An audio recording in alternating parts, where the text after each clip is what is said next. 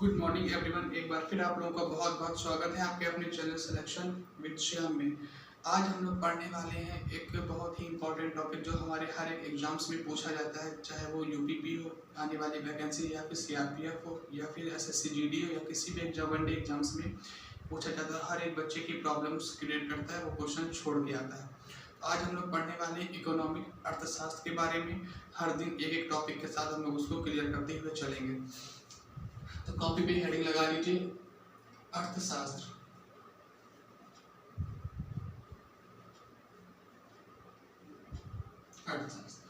तो सबसे पहले हम लोग ये जानेंगे कि अर्थशास्त्र और अर्थव्यवस्था में अंतर क्या है। ये दो शब्द हैं जो बच्चों को बहुत ही ज़्यादा परेशान करते हैं।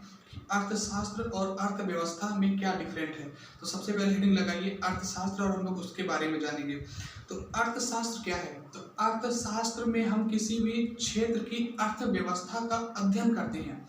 फिर से एक बार ध्यान लगा के सुनिएगा कि अर्थशास्त्र में हम किसी भी क्षेत्र की अर्थशास्त्र में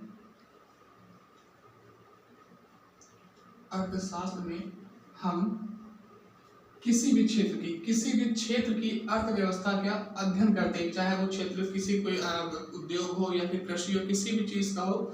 तो किसी भी क्षेत्र के बारे में, किसी भी क्षेत्र की अर्थव्यवस्था के बारे में अध्ययन करना क्या कहलाता है, अर्थशास्त्र। लिखते जाइए अपनी कॉपी पे कि किसी भी क्षेत्र की अर्थव्यवस्था के बारे में अध्ययन करना क्या कहलाता है, अर्थशास्त्र कहलाता है।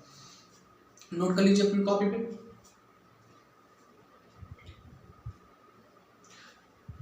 या फिर दूसरी भाषा में अगर हम उसको एक और भाषा में समझे कि अर्थशास्त्र मानव की आर्थिक गतिविधियों का अध्ययन करवाता है। अर्थशास्त्र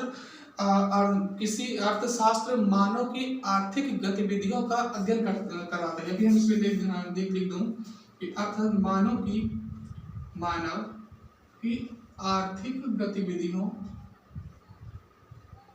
मानव की आर्थिक गतिविधियों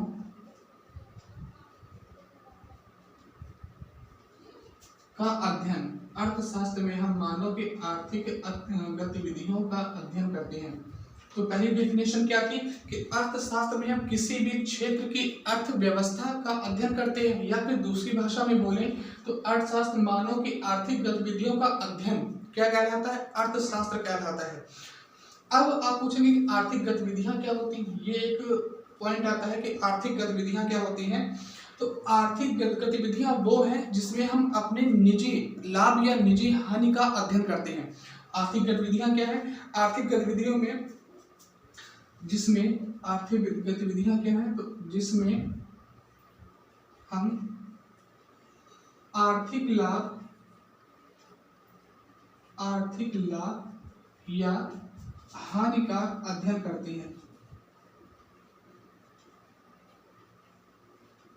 आर्थिक लाभ या आर्थिक हानि का अध्ययन करते हैं, वो क्या कहलाएगा, आर्थिक गतिविधियां होती हैं। तो सबसे पहले अर्थशास्त्र और अर्थव्यवस्था में डिफरेंस क्या है कि अर्थशास्त्र में हम किसी एक क्षेत्र की अर्थव्यवस्था का अध्ययन करते हैं।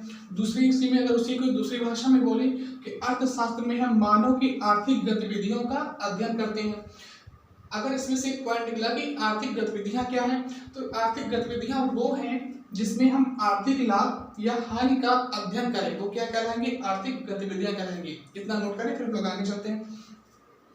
आगे हम लोग जानेंगे कि अर्थव्यवस्था क्या है। ये अर्थशास्त्र हम लोग जान चुके हैं, अगला जानेंगे कि अर्थव्यवस्था के बारे में।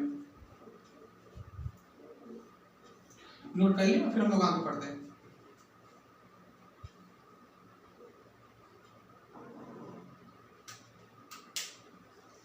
चलिए देखते हैं अर्थव्यवस्था के बारे में। तो अर्थशास्त्र देख चुके हैं, अर्थव्यवस्था के बारे में देखते हैं कि किसी भी देश की आर्थिक क्रियाओं का अध्ययन, किसी भी देश की आर्थिक क्रियाओं का अध्ययन ही क्या कहलाएगा, अर्थव्यवस्था कहलाता है। किसी भी देश की आर्थिक क्रियाओं का अध्ययन, आर्थिक क्रियाओं का अध्ययन क्या कहलाएगा, अर्थव्यवस्था कहलाता है। किसी भी देश की आर्थिक क्रियाओं का अध्ययन किया, अर्थव्यवस्था कहलाएगा। अब अर्थव्यवस्था एक अधूरा शब्द है, ये अर्थव्यवस्था अगर उसको सिंगल बोलेंगे तो ये अधूरा शब्द है, ये हमेशा किसी न किसी एक देश के साथ में बोला जाएगा। तो ये एक इंपॉर्टेंट पॉइंट है कि अर्थव्यवस्था एक अधूरा शब्द है, एक अधूरा शब्द है, यह हमेशा किसी न किसी एक देश के साथ में बोला जाएगा। ये तब कब पूरा होगा, ये तभी पूरा होगा जब इसे किसी एक देश के साथ में बोला जाए। जैसे फॉर एग्जांपल हम लोग बोल दें कि यूएसए इकोनॉमिक्स, या मैं इसको बोल दूं कि इंडियन इकोनॉमिक्स, एग्जांपल ले लूं तो इसको बोल दूं इंडियन इकोनॉमिक्स।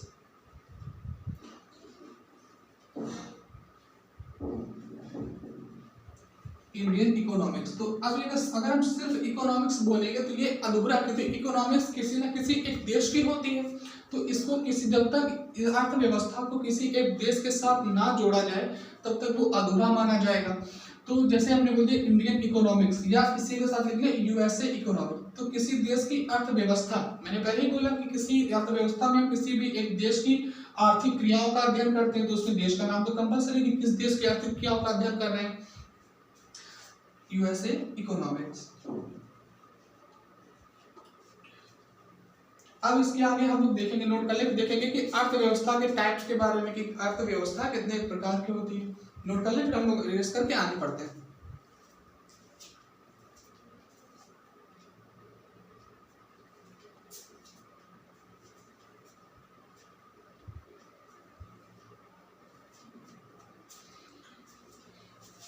नोट कर लिया होगा, आगे सुन।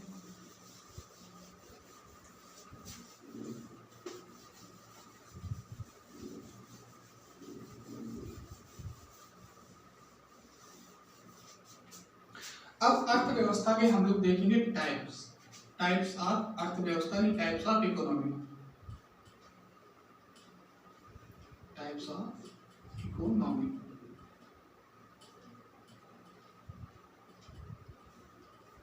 टाइप्स ऑफ, तो ये अर्थव्यवस्था दो प्रकार की होती है।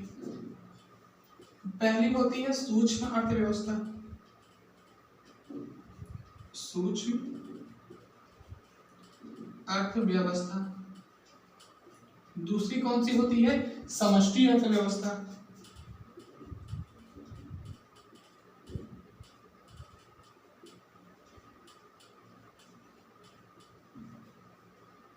समष्टि अर्थव्यवस्था, तो सूक्ष्म अर्थव्यवस्था के अगर टाइप्स देखें तो दो प्रकार के हैं, सूक्ष्म अर्थव्यवस्था और समष्टि अर्थव्यवस्था। इसको देखिए, इसको लोग माइक्रो इकोनॉमिक बोलते हैं इंग्लिश में, क्योंकि कभी इंग्लिश में आता है माइक्रो इकोनॉमिक, और इसको बोलेंगे मैक्रो इकोनॉमिक। शब्द में कभी कभी बहुत डिफरेंट, बहुत ही सेम है, तो माइक्रो और मैक्रो। माइक्रो का मतलब होता है कम, जो बहुत ही कम क्षेत्र में हो, और मैक्रो जो काफी ज्यादा बड़े क्षेत्र में हो। तो इसका वो क्या जाएगा, सूक्ष्म अर्थव्यवस्था। ऐसी अर्थव्यवस्था, तो मैं ऐसे आप लिख लीजिए, मैं बोले दे रहा हूँ कि ऐसी किसी छोटे देश की अर्थव्यवस्था को, किसी छोटे देश की अर्थव्यवस्था तो क्या बोलेंगे, सूक्ष्म अर्थव्यवस्था। किसी छोटे देश की अर्थव्यवस्था का अध्ययन, मैं लिख दे रहा हूँ किसी शॉर्ट में, कि किसी छोटे देश की अर्थव्यवस्था का अध्ययन, की अर्थव्यवस्था का अध्ययन, व्यवस्था का अध्ययन क्या कहलाएगा, सूक्ष्म अर्थव्यवस्था। कोई एग्जांपल बताइए इसका।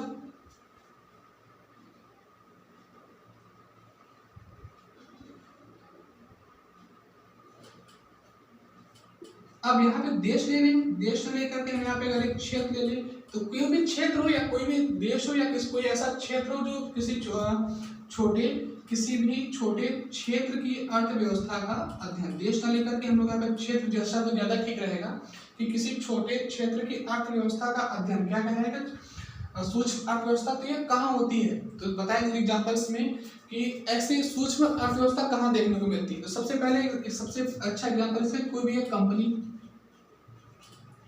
कंपनी हो गई, या एक परिवार हो गया, उसमें कैसी अर्थव्यवस्था होती है, सूक्ष्म अर्थव्यवस्था। इसका जस्ट अपोजिट है समष्टि अर्थव्यवस्था। ये क्या है, तो सेम ऐसे छोटे, वहां पे छोटा क्षेत्र था, यहाँ पे किसी बड़े क्षेत्र की अर्थव्यवस्था का अध्ययन, बड़े क्षेत्र की अर्थव्यवस्था का अध्ययन, बड़े क्षेत्र की अर्थव्यवस्था का अध्ययन क्या कहलाएगा? समष्टि अर्थव्यवस्था। इसका एग्जांपल जैसे कि किसी राज्य की अर्थव्यवस्था हम लोग देखें, किसी भी राज्य की या फिर किसी देश की अर्थव्यवस्था देखें तो ये क्या हो जाएंगे, इसकी एग्जांपल्स हो जाएंगे। किसी राज्य की अर्थव्यवस्था या किसी देश की अर्थव्यवस्था का अध्ययन क्या कहलाएगा? समष्टि अर्थव्यवस्था। नोट कर लें, फिर हम लोग आगे चलते हैं।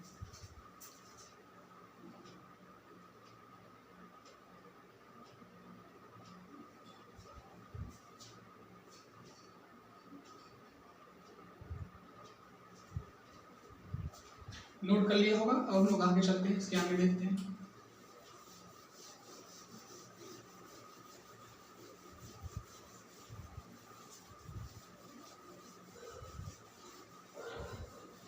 अब हेडिंग लगा लीजिए, कुछ और इसके टाइप्स होते हैं, जैसे पूंजीवादी अर्थव्यवस्था।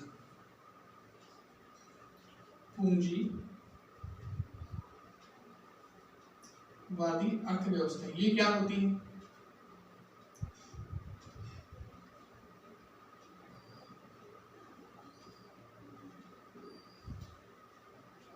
पूंजीवादी अर्थव्यवस्था क्या होती है? तो इसको हम लोग एक सिंपल भाषा में देखें कि ऐसी अर्थव्यवस्था जिसमें उत्पादन के साधन पर, ध्यान से सुनिएगा, पूंजीवादी अर्थव्यवस्था क्या है कि ऐसी अर्थव्यवस्था जिसमें उत्पादन के साधन पर पूरी तरह से निजी स्वामित्व हो। फिर से सुनिए, ऐसी अर्थव्यवस्था जिसमें उत्पादन के साधन पर निजी स्वामित्व हो, जिसमें उत्पादन के साधन पर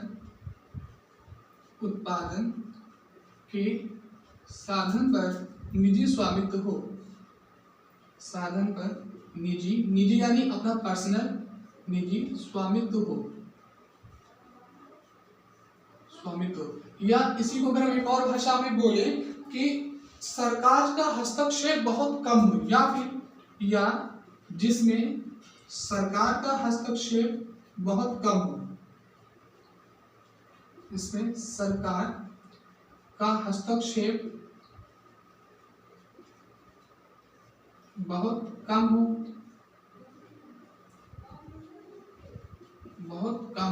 तो क्या कहलाएगी? पूंजीवादी अर्थव्यवस्था कहलाती है। एक बार फिर से, पूंजीवादी अर्थव्यवस्था जिसमें ऐसी अर्थव्यवस्था जिसमें उत्पादन के साधन पर निजी स्वामित्व हो, या जिसमें दूसरी भाषा में देखें तो जिसमें सरकार का हस्तक्षेप बहुत कम हो, उसे पूंजीवादी अर्थव्यवस्था कहते हैं। एग्जाम्पल जैसे कि बोले तो जैसे हो गया ब्रिटेन। यहाँ क्या है, ये इसके डेफिनेशन से ज्यादा इंपॉर्टेंट है, इसके एग्जांपल से कई बार पूछे गए कि किसमें पूंजीवादी अर्थव्यवस्था किस देश में है, तो ब्रिटेन हो गया, आपका फ्रांस हो गया। ये सारे वो एग्जांपल है जो पेपर में पूछे गए, या फिर यूएसए हो गया। ये कुछ ऐसे देश हैं जहां पर पूंजीवादी अर्थव्यवस्था काम करती है। तो क्या इनके अलावा कोई और भी अर्थव्यवस्था, जैसे कि और भी चीन हो गया हमारा, वहां कौन सी अर्थव्यवस्था है? तो अगली हेडिंग लगा लीजिए, समाजवादी अर्थव्यवस्था। ये नोट करके अगली हेडिंग लगा लीजिए कि समाजवादी अर्थव्यवस्था। ये हो गया पूंजीवादी अर्थव्यवस्था, समझ में आ गया। मैं फिर से समझा दूं एक बार कि उत्पादन के साधन पर ऐसी अर्थव्यवस्था जहां पर उत्पादन के साधन पर निजी स्वामित्व हो, या फिर जिसमें सरकार का उत्पादन करे और उस पर सरकार का कोई हस्तक्षेप ना हो, या फिर ना के बराबर हस्तक्षेप हो, जिसमें सरकार का बहुत कम हस्तक्षेप हो, वह क्या कहलाती है? पूंजीवादी अर्थव्यवस्था कहलाती है। मोस्ट इंपॉर्टेंट इसके एग्जांपल से ब्रिटेन, फ्रांस या यूएसए। हर बार ये तीनों परीक्षा में पूछे गए हैं, ऐसे कि ब्रिटेन में कौन सी अर्थव्यवस्था है, या फिर पूंजीवादी अर्थव्यवस्था, इनमें से किसमें है? तो ऑप्शन में आपको एक मिलेगा, तो वो लगाना होता है। नोट हो गया होगा, मैं हेडिंग लगा लीजिए, समाजवादी अर्थव्यवस्था।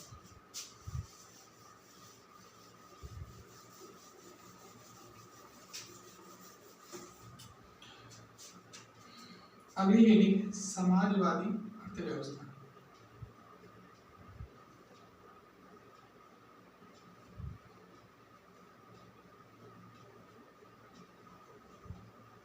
समाजवादी अर्थव्यवस्था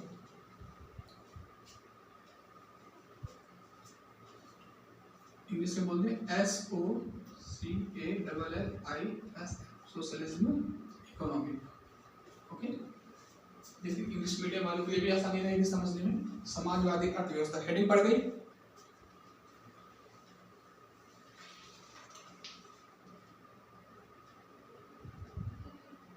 तो समाजवादी अर्थव्यवस्था क्या होती है? अभी हमने पढ़ा कि पूंजीवादी और अर्थव्यवस्था के बारे में, जिसमें सरकार का हस्तक्षेप बहुत कम होता है। इसका जस्ट अपोजिट है कि समाजवादी अर्थव्यवस्था। तो ऐसी अर्थव्यवस्था जिसमें उत्पादन के साधन व आय पर, जिसमें उत्पादन के साधन व आय पर सरकार का पूर्ण नियंत्रण होता है। ऐसी अर्थव्यवस्था जिसमें उत्पादन के साधन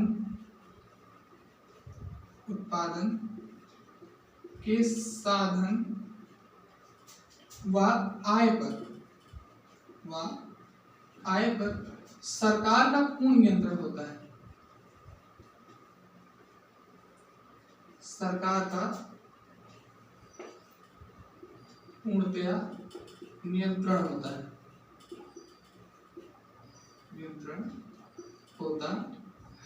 वो क्या कहलाएगी? आपकी समाजवादी अर्थव्यवस्था।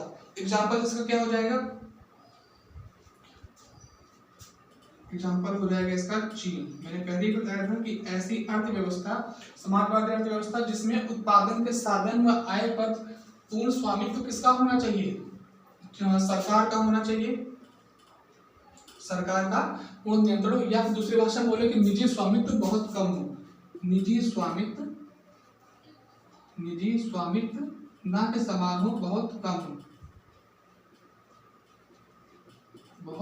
तो क्या कहलाएगी? समाजवादी अर्थव्यवस्था। ठीक है। अच्छा, हम लोगों ने पूंजीवादी अर्थव्यवस्था पढ़ी, समाजवादी अर्थव्यवस्था पढ़ी। तो इसमें एग्जांपल्स में हम लोगों ने कुछ समाजवादी में देखे तो समाजवादी में चीन आया है, पूंजीवादी ब्रिटेन आया था, फ्रांस आया था, तो भारत नहीं आया। तो भारत किस में आता है? क्वेश्चन आता है कि भारत में कौन सी अर्थव्यवस्था है। तो हम लोग आगे पढ़ने वाले हैं, नोट कर लीजिए, इसके आगे चलते हैं।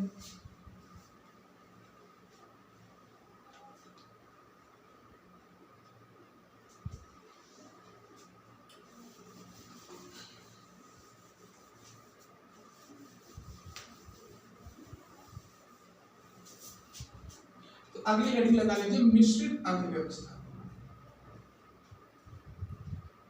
मिश्रित अर्थव्यवस्था।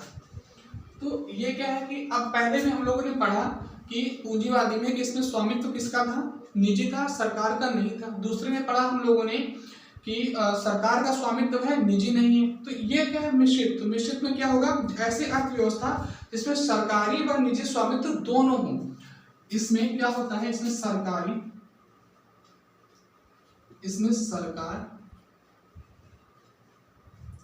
व निजी स्वामित्व, निजी दोनों का स्वामित्व हो। सरकार व निजी दोनों का स्वामित्व हो, दोनों का स्वामित्व हो।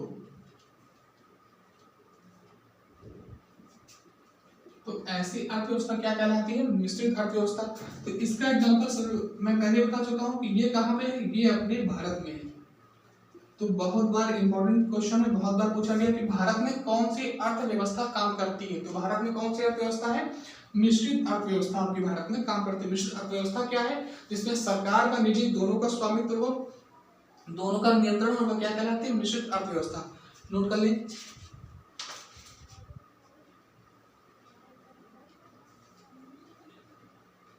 नेक्स्ट हम लोग देखते हैं खुली अर्थव्यवस्था।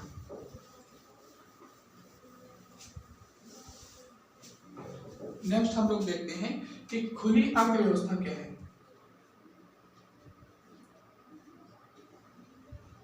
खुली अर्थव्यवस्था, तो खुली अर्थव्यवस्था क्या है? Open economy.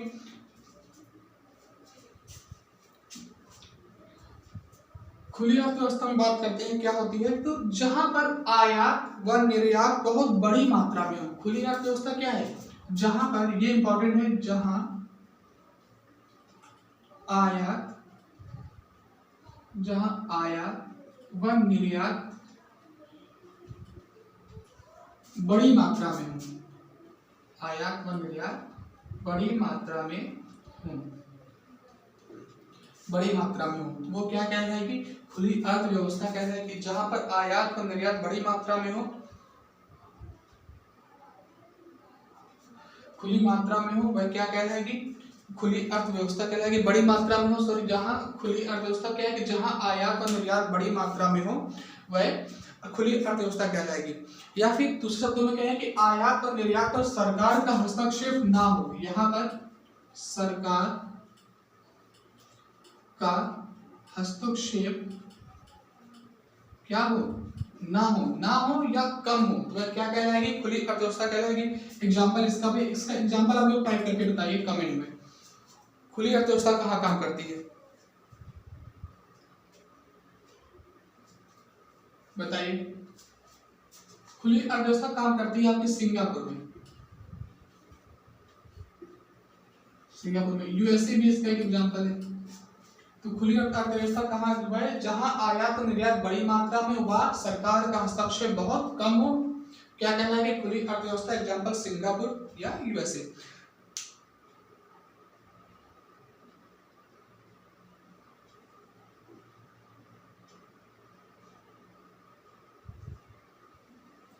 इसी का अपोजिट नोट हो गया होगा, एग्जाम नोट हो गया होगा आई थिंक, स्क्रीनशॉट ले लीजिए, फिर हम लोग आगे चलते हैं। तो आगे देखेंगे कि बंद अर्थव्यवस्था क्या है। अब खुद तो पढ़ लिया हम लोगों ने, अब क्या पढ़ेंगे? बंद अर्थव्यवस्था।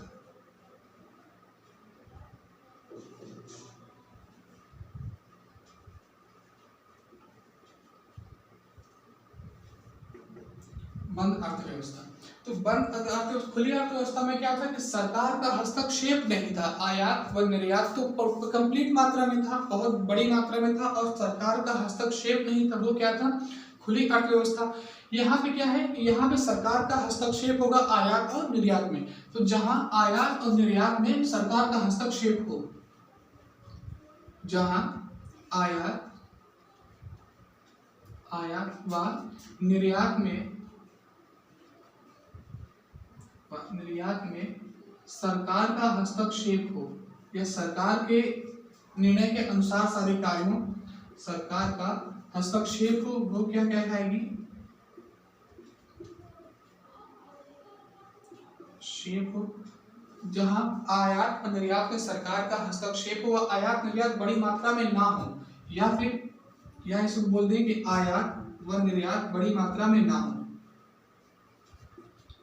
वही जहाँ पे कोई भी हम लोग को ओवरटेक करेगा तो वहां पे हम लोग आयात निर्यात बहुत कम करेंगे, जहाँ पे ओवरटेक नहीं करेगा वहां पे आयात निर्यात ज्यादा करेंगे। तो जहाँ पे खुली अर्थव्यवस्था में सरकार का हस्तक्षेप नहीं था तो वहां आयात निर्यात बहुत ज्यादा हो रहा था। यहाँ पे सरकार का हस्तक्षेप है, जगह जगह पर रोक टोक है, तो यहाँ पे आयात निर्यात बहुत कम होगा, बहुत कम हो। तो क्या कहना है कि बंद अर्थव्यवस्था।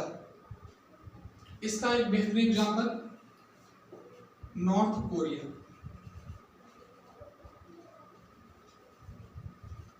नॉर्थ कोरिया इसका महत्वपूर्ण एग्जाम्पल, एक इम्पोर्टेंट एग्जाम्पल है जो क्वेश्चन में पूछा गया है कई बार कि बंद अर्थव्यवस्था क्या होती है और बंद अर्थव्यवस्था किस देश में लागू होती है, तो नॉर्थ कोरिया में। नोट कर लीजिए, फिर हम लोग कुछ इसके इम्पोर्टेंट फैक्ट पढ़ लेते हैं।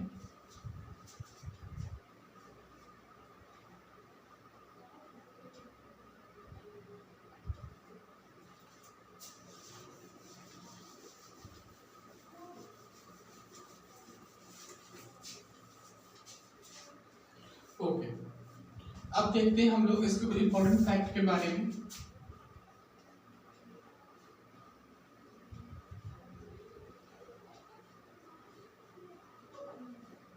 इम्पोर्टेंट फैक्ट के बारे में तो सबसे पहला फैक्ट हम लोग जानते हैं कि फादर ऑफ माइक्रो इकोनॉमी किसे बोलते हैं। सारे क्वेश्चंस वो हैं जो लास्ट 1 से 2 इयर्स में किसी न किसी एग्जाम्स में पूछे गए हैं। तो सबसे पहले देखते हैं father of micro economy.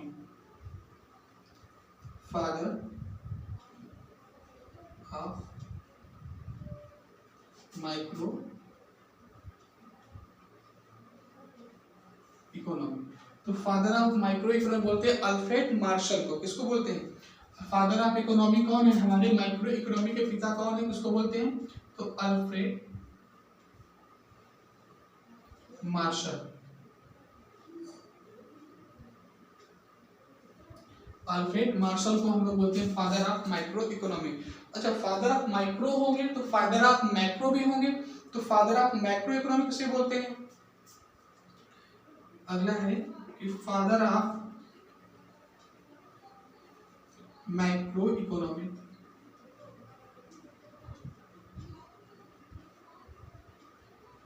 Father of macro economy ये कौन है? ये हमारे होते हैं मेस। कौन है? जे एम काइनेस। इनके हैं जे एम काइनेस। तो फादर ऑफ माइक्रो इकोनॉमी है Alfred Marshall, father of macro economic है जे एम के। ये इंपॉर्टेंट है आपके, ये कई बार एग्जाम्स में पूछे गए हैं कि फादर ऑफ मैक्रो इकोनॉमिक कौन है? जे एम काइनेस।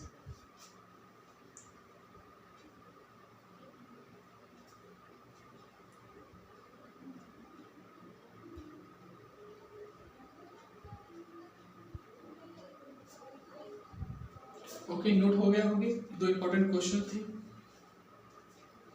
तो आज की क्लास हम लोग यहीं पे डे 1 आज हम लोग यहीं पे समाप्त करते हैं। अगर वीडियो अच्छा लगा हो, जानकारी अच्छी लगी हो तो वीडियो को लाइक करें और सब्सक्राइब करें चैनल को, ताकि हम आप मेरे इसके मिलने वाले वीडियो को आप पा सकें।